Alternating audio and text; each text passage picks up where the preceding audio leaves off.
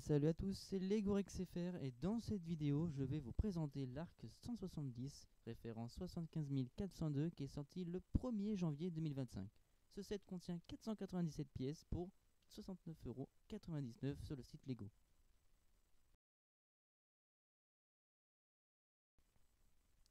Pour le design de la boîte, on retrouve tous les éléments de base comme le logo Lego et Star Wars, l'âge minimum requis, la référence du set, le nom du set et le nombre de pièces.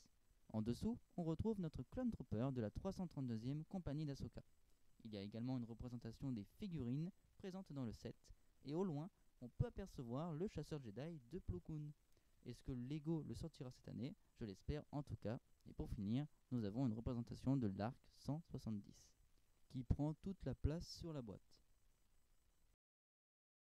De l'autre côté de la boîte, on peut voir toutes les fonctionnalités du set, les Clone Troopers qui préparent leur vaisseau.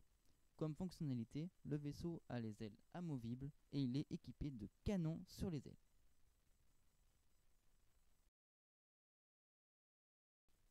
Comme nouveauté cette année, les sachets en plastique ont été remplacés par des sachets en papier cartonné. Si jamais nous avons fait une erreur pendant la construction, Lego nous ont fourni leurs pièces orange très pratiques. Pour finir, comme chaque année, on retrouve une énorme palette de stickers. Allons voir plus en détail cet emblématique vaisseau de l'armée de la République. L'Arc 170 mesure 29 cm de long avec ses 3 stickers sur les 3 cockpits. 36 cm de large avec des canons sur chaque aile.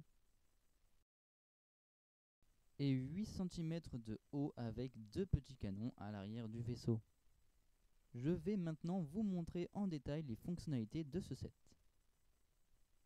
L'Arc 170 dispose de 3 cockpits qui peuvent s'ouvrir à l'aide de nos doigts, sachant que les cockpits ont un joli sticker collé dessus. Nous pouvons à présent installer le clone pilote Oddball au poste de pilotage, le clone pilote Jag en tant que copilote,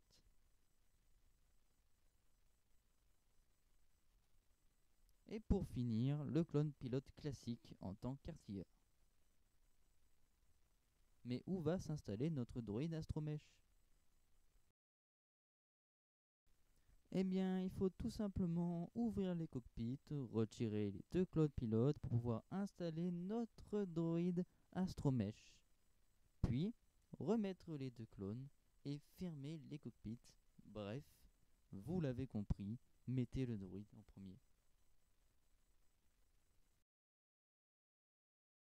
Le vaisseau est enfin prêt pour accomplir sa première mission. Durant le vol, l'équipage décide de passer en mode attaque et déployer les ailes de combat pour attaquer un droïde vautour par exemple. Avec cette fonctionnalité, vous avez 2 façons d'exposer ce vaisseau, ce qui est plutôt cool. Le mécanisme est placé à l'arrière du vaisseau et il suffit d'appuyer d'un côté pour déployer les ailes, puis appuyer de l'autre côté pour plier les ailes.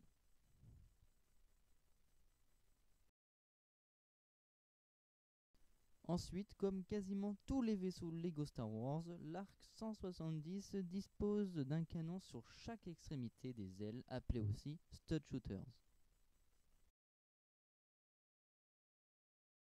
Il suffit juste d'appuyer sur le projectile pour actionner les canons, et pareil de l'autre côté.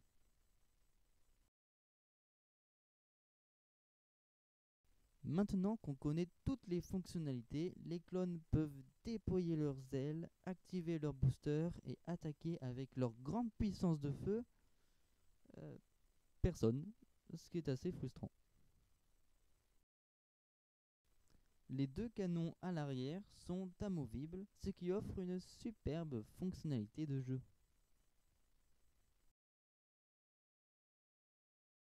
Vu que nous avons vu toutes les fonctionnalités de ce set, nous allons passer à l'esthétique de l'Arc 170. Les 2 réacteurs qui permettent de faire avancer le vaisseau sont particulièrement réussis et ressemblent aux vrais réacteurs des films et séries Star Wars. En dessous du vaisseau, malheureusement, ça manque quelques détails et même si on voit les pièces Lego techniques du réacteur, en soi, c'est assez difficile de les cacher. Donc je leur en veux pas. Le reste est plutôt détaillé, mais peut-être qu'il faudrait rajouter quelques briques, mais dans l'ensemble, c'est assez réussi.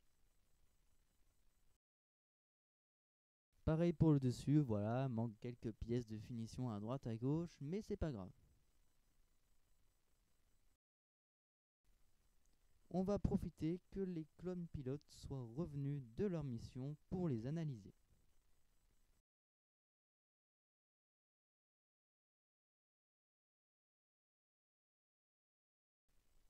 Au total, 4 figurines, le clone pilote Oddball, le clone pilote Jag, un clone pilote classique et un droïde Astromesh. Pour moi, les clones sont particulièrement réussis. Ils sont tous identiques à part le casque qui différencie les personnages, mais les torses et les jambes sont bien réalisés. Malheureusement, les têtes des clones pilotes n'ont pas de deuxième impression, ce qui est vraiment dommage. Ça aurait rajouté un peu plus d'originalité. Pour le petit druide R4P44 que je trouve vraiment chouette avec cette couleur verte, le seul point négatif c'est le manque d'impression au dos du druide. Pour un set à 70 balles, c'est une très grande erreur de la part de Lego. C'est la fin de cette review Lego Star Wars. Je vous invite à liker cette vidéo si elle vous a plu. N'hésitez pas à me dire dans l'espace commentaire ce que vous pensez de ce set. Et pour ceux qui ne sont toujours pas abonnés, eh bien abonnez-vous pour ne rater aucune des nouveautés Lego Star Wars. Je vous dis à la prochaine et que la force soit avec vous.